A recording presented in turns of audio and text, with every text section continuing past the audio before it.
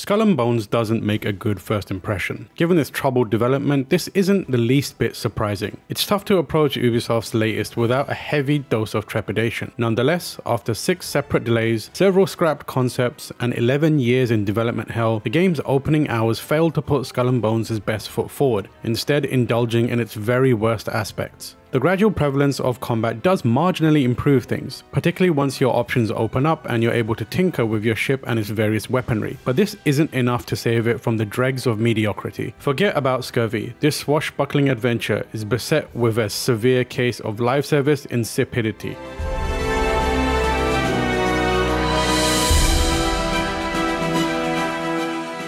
Skull and Bones' tutorial preamble kicks things off by making sure you know how to talk to NPCs and cut down trees. If your idea of pirating on the high seas revolves around the kind of resource gathering found in most survival games, then you're in luck. In truth, this aspect isn't quite as egregious as it sounds, even if mining rocks and chopping down trees makes little sense when you're confined to the deck of a pirate ship. The main issue is that this is the first example of the game's insistence on making you perform menial busy work. There's some on-foot stuff, but landlubbers be damned, this simply amounts to chatting to vendors and quest givers, with the occasional buried treasure thrown in for good measure. Skull and Bones might exist because of Assassin's Creed 4 Black Flag, but the only similarities between the two pirating games occur in the naval combat. It's difficult to discuss this aspect of the game without delving into comparisons with Black Flag. Despite the 11-year gap between the two titles, unleashing a volley of cannonballs into the starboard of an enemy ship is the strongest part of Skull and Bones' seafaring adventures, but it still strips away much of what made Black Flag such a fantastic experience. That game was a power fantasy with a kinetic rhythm to its combat. There was never a moment of downtime as you utilized your ship's broadside cannons, mortar, flaming barrels, and swivel cannons to pepper the enemy with a constant barrage of naval fireworks, outmaneuvering towering man-o'-wars by dropping and raising the sails on a dime to produce some exhilarating moments. Skull and Bones contains more depth than Black Flag, with multiple ships to sail and a bevy of customization options letting you outfit your vessel with rockets, ballistas, fire-spewing contraptions, and more, but it's nowhere near as fun. There's simply no flow to Skull and Bones' combat. After discharging a salvo of cannon fire, you're left waiting for a lengthy cooldown timer to tick by before being able to fire again. You can maneuver your ship to fire the bow or stern cannons, but the ship movement is slow and plodding, and raising and lowering the sails is so sluggish that it completely kills the pace of battles. You could argue that this decrease in speed is more realistic, but considering the ghost ships and giant sea monsters roaming the waters, not to mention the cannons that can heal other players, I don't think realism was on the table. Once an enemy ship is on its last legs, you can also get behind it and board the upper deck, resulting in a quick cutscene of your crew getting ready to pounce. This earns you extra loot, but is a completely automated process, so don't expect to hop aboard and engage in melee fisticuffs yourself. It's understandable why, considering this is a multiplayer game where boarding would render you a sitting duck, but it does lose that exciting element. On the whole, combat isn't atrocious and can be compelling at times, but it's a step back compared to an 11-year-old game, and it doesn't take long for repetition to kick in.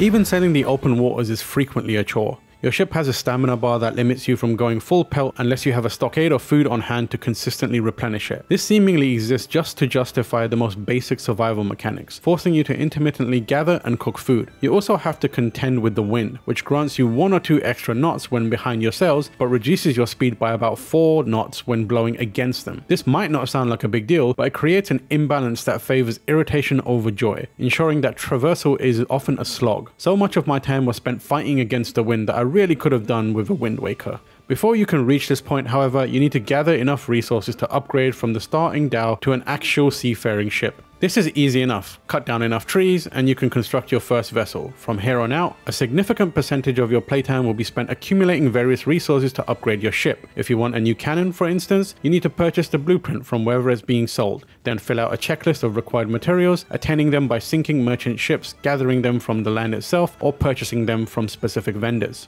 The general location of each material is marked on your map, which is a nice touch, but the entire process is glacial and repetitive, especially when you have to repeat it dozens and dozens of times just to increase your damage numbers. The only resistance you might encounter comes from other players, though not in the way you'd expect. Skull and Bones is an always online open world game. You can play solo or with up to 2 other players, and you'll occasionally see like-minded pirates when sailing across the Indian Ocean, as denoted by the usernames floating above their sails. Engaging with these ships is out of the question unless you're in a designated PvP event, but you do have the opportunity to assist your fellow pirates in sinking enemy vessels. Coming across someone in the midst of battle, lending a helping hand, and then shooting off a complimentary firework is the only example I can give of a fun, emergent moment occurring on the high seas. The only other interaction of sorts happens when gathering resources. The availability of resources is tied to the game servers rather than your characters, so it's possible to arrive at an area and find the land barren because another player has already picked it clean.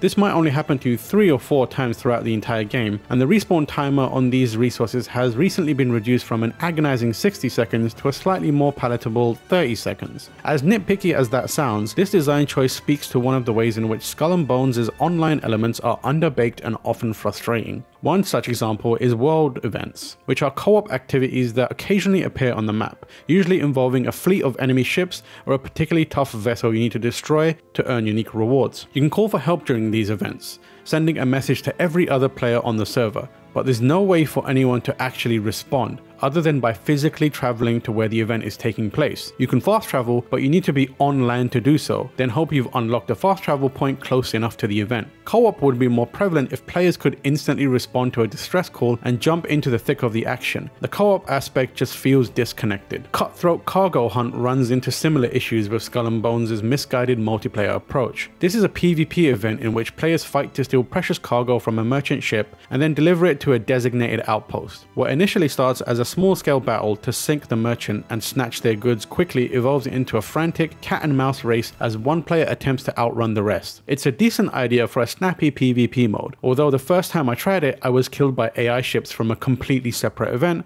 that happened to pass by at the same time. Once I respawned, the rest of the players were so far ahead of me that I had no chance of catching up. My next attempt revealed an even more glaring issue that's tied to how groups work. If you're in a group with other players, joining a PvP event doesn't automatically bring your teammates with you. Usually this would just be an irritating oversight, but in Skull and Bones, these other players are still able to interfere. I came up against a twosome, one player who was part of the event and one who wasn't, who worked together to achieve victory.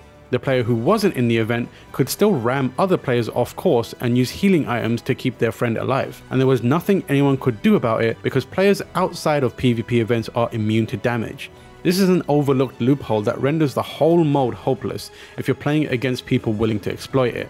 Helm missions, on the other hand, are introduced partway through the campaign and involve contraband delivery. By acquiring sugarcane and poppy from liaisons or by sinking rogue faction ships, you can manufacture both rum and opium to sell for pieces of 8, a separate endgame currency that differs from the regular silver you accrue from defeating enemies and completing quests. In order to sell these illicit goods, you need to deliver them to outposts, which deactivates fast travel and spawns dozens of rogue faction ships that will chase you down in an attempt to steal the goods for themselves. The problem this creates is that these gangs of high-level ships attack every player, not just the one with a delivery contract. This makes getting anywhere more frustrating than it should be, especially when you can't dock because you're locked into combat, forcing you to destroy every enemy or die trying.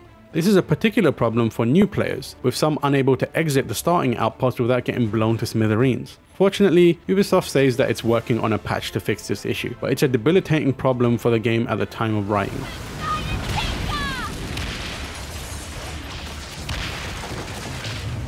The main campaign consists of quests where you're tasked with either destroying specific enemy ships or attaining resources and delivering them to different outposts. Occasionally, you'll be asked to attack a fort or settlement, which involves shooting at tanky guard towers and waves of ships, but there isn't much more to the unimaginative mission design than this. Once you've completed all of these quests, the Helm becomes your hub for Skull and Bones' endgame loop. The entire premise of this is to attain enough pieces of 8 to purchase high-end gear, but the whole process is an exercise in time management. After taking over various manufacturers, you need to continue fulfilling delivery orders every hour, then spend roughly 40 minutes sailing around the map to collect your coins of 8 every 3 to 6 hours in real-world time. It's a lot to juggle, and all of it is mundane busy work with little payoff. Maybe this will improve once the new seasonal content launches, but right now the endgame is as dull as everything that preceded it. Skull and Bones has its moments, but these brief snapshots don't encompass even half of the experience. Everything that was great about Black Flag has been ripped out to accommodate tedious live service elements and a half-baked multiplayer that makes you feel disconnected from other players. Some of its more egregious issues will hopefully be fixed in future updates, but it would take an entire overhaul to salvage the game's core mechanics and over-reliance on banal, repetitive activities. It's disappointing that this is the outcome after an 11-year wait, but Skull and Bones is teetering on the edge of confinement in Davy Jones's locker.